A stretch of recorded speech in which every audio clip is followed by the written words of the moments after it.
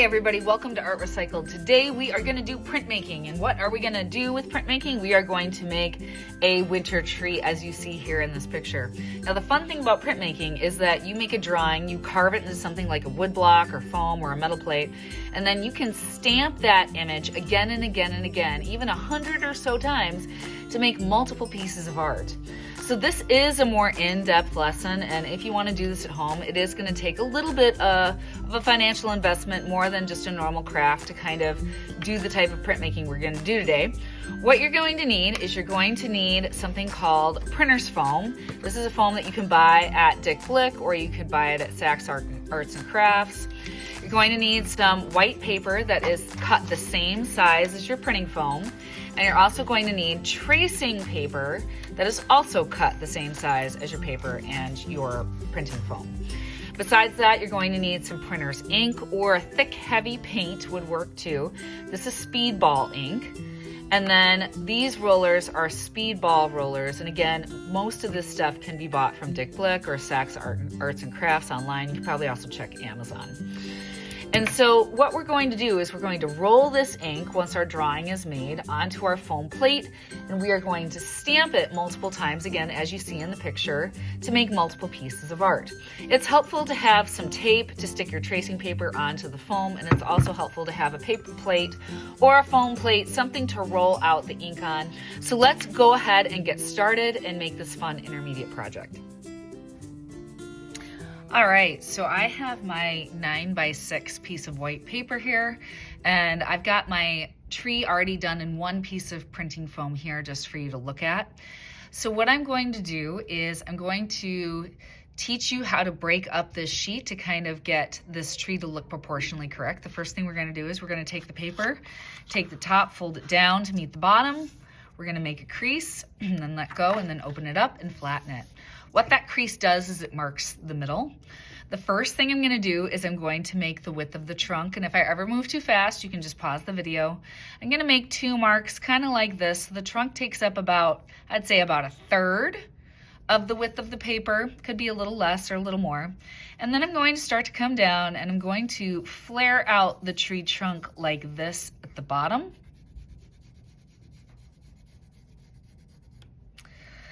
Once I have that, I am going to then draw the roots of the tree.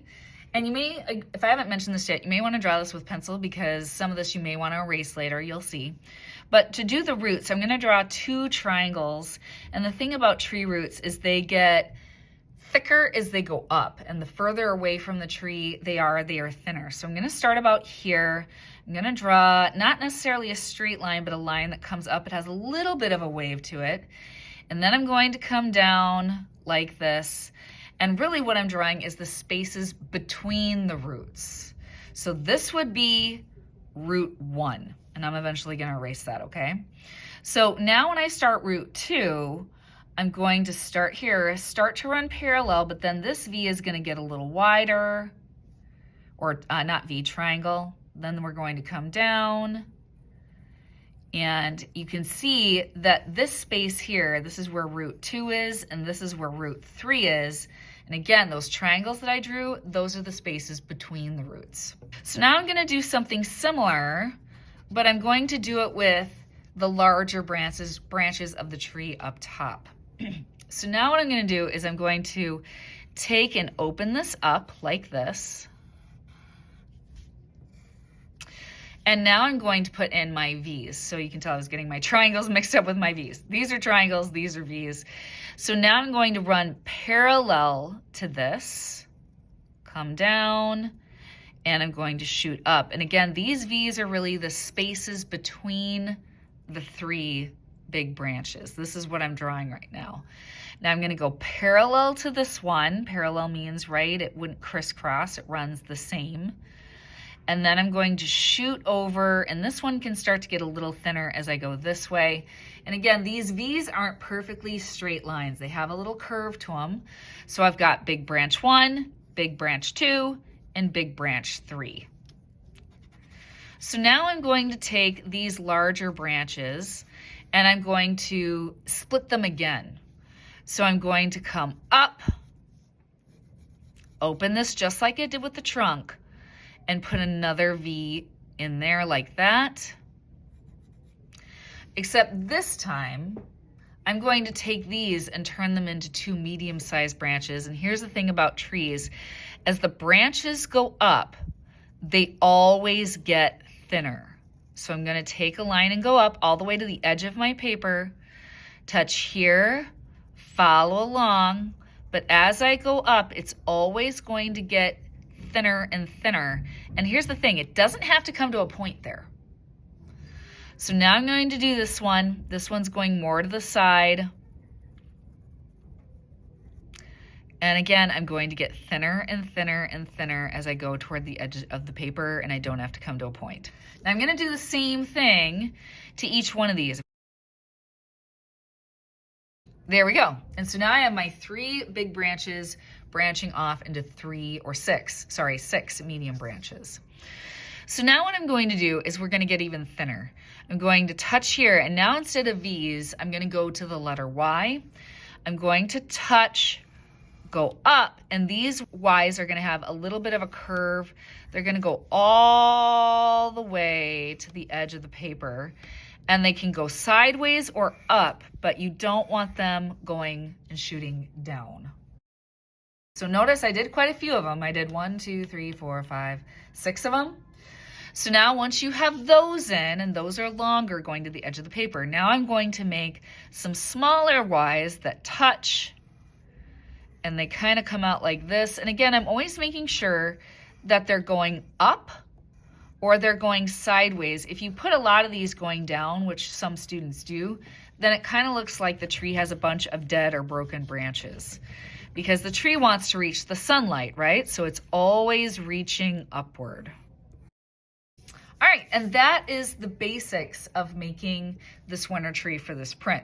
So now once you have this done, you may want to put a horizon line in or a ground line. In this one, you can see I put a fence. It was very, very simple. In this one, maybe I'll put a road. Now you have to remember that whatever you print is going to turn in backwards. So I tell my students, don't put letters or numbers in this. Like one kid made a mailbox once, unless you're sure that you can flip the entire word backward and then every letter in the word backward, because when you take this and print it this way, everything will be flipped backwards. So I did something very simple with no letters or numbers, just a simple landscape. And so for this stage, this is where I'm going to end. I'm not going to put these lines into my print until I get to the foam. So now the question is, how do I get this drawing onto my foam? And the answer is we use tracing paper. All right, so here I have my tracing paper. I'm going to put it over my tree. It's cut the same size, 9 by 6. If it's a little smaller or a little bigger, no big deal, okay? I'm gonna line it up, spread my hand out, and now I'm going to meticulously go over all the lines that I drew in my original drawing.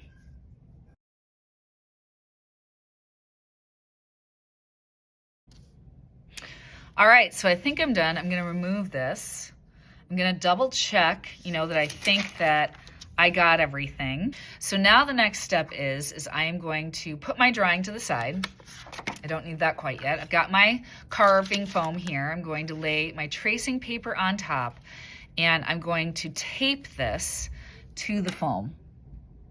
Now I'm gonna try to put my tape somewhere where it's not gonna interfere with carving of the foam. So I can see nothing is really here. I'm gonna flip my tape backward. I see that nothing is really over here. I'm gonna flip my tape backward. And that should be enough to hold that tracing paper onto the foam. So now the next step is I'm going to take a ballpoint pen, and preferably a different color than black. Black can blend in with that pencil a little bit. And I'm going to carve this tree into the foam. Now I'm going to hear a little bit of a crunch, and that's the tracing paper falling apart. And that is totally fine, because after this, we really don't need the tracing paper.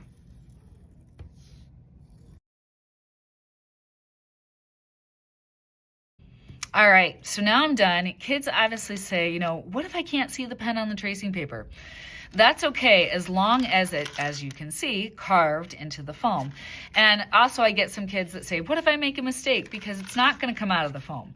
If you make a mistake, like whoops, your hand goes somewhere where it shouldn't, turn it into a branch. Be creative. Use your creative thinking to turn it into something that works with your picture. So now what we're going to do is we're going to cut off the tracing paper. It's obviously, see, shredded. It's falling apart. We're going to get a scissors between that tracing paper and the foam and snip this off. So now that I have this carved, if there are parts of it that you think are not carved well, you can always take the pen and go over it a third time. And I know that's a lot of carving, but sometimes I do have kids do that because, like I can see here with my mountains, that line really didn't turn out. And some kids just like the look of the pen on the foam. They know then they for sure got everything. And so you can do that. I might do that really quick just to make sure everything shows up. Now I'm going to put the texture in for the bark, and it's really easy. All it is little hatch marks like this over and over again that are really close together, and I just fill in the whole tree like this.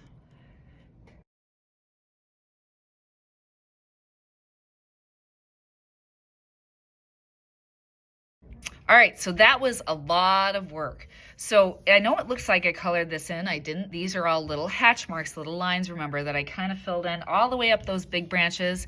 But now that all that work is done, now comes the fun part. We get to print it.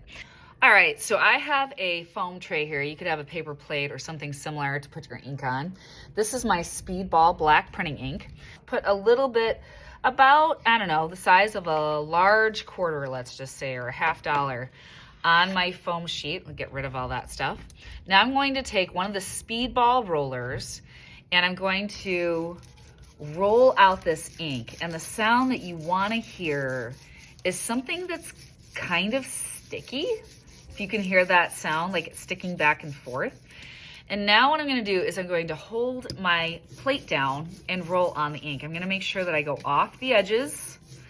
And if it looks faded at all, then you want to make sure you go back and get more ink. And this is something that I constantly have to remind my kids of, is always go back and get more ink if it looks faded, because you're not going to get a good print if it looks faded. So it should look pretty solid like that when you're ready to print. All right, so now I'm going to take my plate. I'm gonna get my paper clean there. Take it, flip it over, and here's the magic of printmaking. You never know what you're gonna get. Once it's down, it's down. You don't wanna move it. You're gonna take the clean roller. I have a second roller here. I'm going to press. Make sure I get the corners real good. And pull. We'll see how it turns out.